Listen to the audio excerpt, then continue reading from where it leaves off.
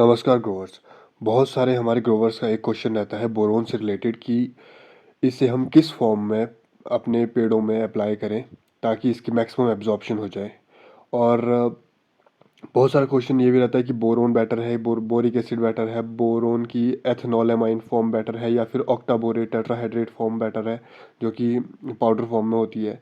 कौन सी पीएच हमारे एब्जॉर्प्शन के लिए सबसे बेटर होती है। बोरोन टॉक्सिसिटी क्या होती है, मतलब बोरोन का एक्सेस अमाउंट में एप्लीकेशन।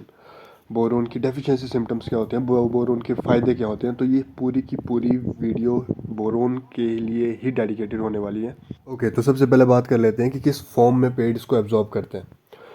मार्केट में बोरोन डिफरेंट डिफरेंट फॉर्म में अवेलेबल है, जैसे कि लिक्विड फॉर्म में इथेनॉलमाइन की फॉर्म में है जो 10% की कंसनट्रेशन में है, सोडियम ऑक्टा बोरेट टेट्राहाइड्रेट की फॉर्म में है जो 20% की फॉर्म में है, बोरिक एसिड की फॉर्म में है। आप इन तीनों में से कोई सी भी फॉर्म अप्लाई कर लो, जब तक कि पेड़ के अंदर ये बोरेट आयन में कन्वर्ट नहीं होता तब तक पेड़ इसको एब्जॉर्ब नहीं कर पाता। और इसलिए जो सबसे ज़्यादा इफेक्टिव वही होता है जो सबसे जल्दी बोरेट आयन में कन्वर्ट होता है। और कहा जाता है कि जो बोरिक एसिड है वो सबसे वीक एसिड होता है, वीक एसिड्स में माना जाता है, और ये जल्दी कन्वर्ट हो जाता है बोरेट आयन में, और इसलिए ये पेड़ इसको जल्दी एब्जॉर्ब कर लेते हैं।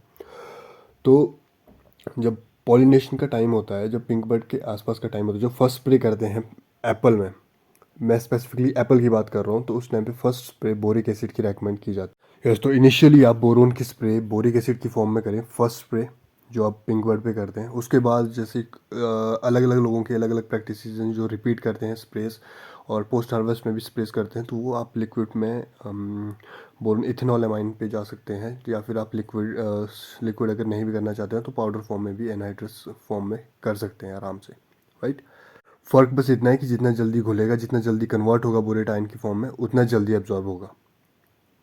अब नेक्स्ट बात करते हैं पीएच के बारे में, क्योंकि बहुत सारे प्रोग्रेसिव फार्मर्स हमारे ये भी ध्यान में रखते हैं कि किस पीएच पे पेड़ एब्जॉर्ब कर पा रहा है अच्छे से न्यूट्रिएंट को, चाहे वो फॉलियर हो चाहे वो बेसल हो, राइट। तो अगर हम बोरोन की बात करें तो ये थोड़ा सा एसिडिक सॉइल में, जो जिसकी पीएच 5 से लेके 7 तक हो, उस वक्त सबसे ज़्यादा इसकी एब्जॉर्प्शन हो जाती है सॉइल से, राइट।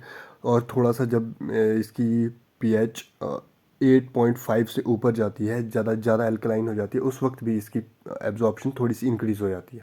सॉइल में कैल्शियम की कंसंट्रेशन बहुत ज़्यादा होती है, उस सॉइल में बोरोन पेड़ को इजीली अवेलेबल नहीं होता, और इसका ऑपोजिट भी होता है। अब बात कर लेते हैं कि बोरोन टॉक्सिसिटी क्या होती है। बोरोन अगर ज़रूरत से ज़्यादा मात्रा में पेड़ों में अगर अवेलेबल हो, या फिर कंसंट्रेशन इसकी ज़्यादा हो जाए, ये बहुत ही सेंसिटिव होता है पेड़ों के लिए, राइट। तो इसके बहुत ही ज़्यादा डिसएडवांटेज भी हो जाते हैं, इसलिए इसकी पूरी की पूरी कंसंट्रेशन होना बहुत ही ज़्यादा ज़रूरी है। इसलिए और बात कर लेते हैं कि इस बोरोन टॉक्सिसिटी के क्या क्या सिम्टम्स होते हैं। पहला तो ये कि जो हमारे पत्ते हैं उनके मार्जिन्स और टिप्स बिल्कुल येलोइश पड़ जाएंगे, और कई बार वेन्स के बीच में हमारे जो पत्ते हैं वो झड़ना स्टार्ट हो जाते हैं बहुत जल्दी। तीसरा, जो आपने देखा होगा कि पेड़ों के तने जो है उस पर क्रैक्स आना स्टार्ट हो जाता है, जो हमारे छाल होती है वो कॉर्की हो जाती है। अब बात करते हैं कि बोरोन की डेफिशिएंसी से क्या होता है, बोरोन की कमी से क्या हो जाता है। सबसे इम्पोर्टेंट चीज़ जो है वो है कि बोरोन की कमी से पोलन ग्रेन होते हैं हमारे पॉलिनेशन के टाइम पे, वो खोखले बन जाते हैं, वो इफ़ेक्टिव नहीं होते। तो इसलिए एम्प्टी पोलन ग्रेन्स होते हैं, एम्प्टी पोलन ग्रेन हो जाएंगे तो पॉलिनेशन अच्छे से नहीं होती। पॉलिनेशन अगर अच्छे से नहीं होती तो स्यूडो पॉलिनेशन होती है, और फॉल्स फ्रूट सेटिंग होती है, जो कि आपको लग तो रहा है कि फ्रूट सेट हो गया हुआ है, ये फ्लावर रुक गया हुआ है, बट वो झड़ जाता है बाद में, उसको स्यूडो पॉलिनेशन भी कहते हैं। फ्रूट्स में क्रैकिंग, कॉर्किंग हो जाती है फ्रूट के बीच में, और कई बार आपने देखा होगा कि एप्पल टेढ़े मेढ़े से हो जाते हैं, या एक साइड को ही श्रिंक हो जाते हैं। अगर डिफॉर्म्ड आपके एप्पल्स आ रहे हैं तो इसका मतलब है कि उसमें बोरोन की डेफिशिएंसी है। अब बात कर लेते हैं स्प्रेस की डोज की। अगर डोज की बात करें तो अगर विंटर्स में, जैसे एप्पल की बात नहीं कर रहा हूँ, दूसरी क्रॉप्स में, कुछ क्रॉप्स में इसकी एप्लीकेशन विंटर्स में भी होती है, तो विंटर्स में 2 ml या फिर 2 grams/लीटर की आप इसकी डोज डाल सकते हैं। अगर समर की बात करें या फिर एप्पल की बात करें, समर से हम जनरली जो फर्स्ट पिंक बर्ड स्टेज पे अप्लाई करते हैं वो मार्च अप्रैल के आसपास होती है, तो इस टाइम पे आप इसकी डोज को 1 ml/लीटर की ही रखें।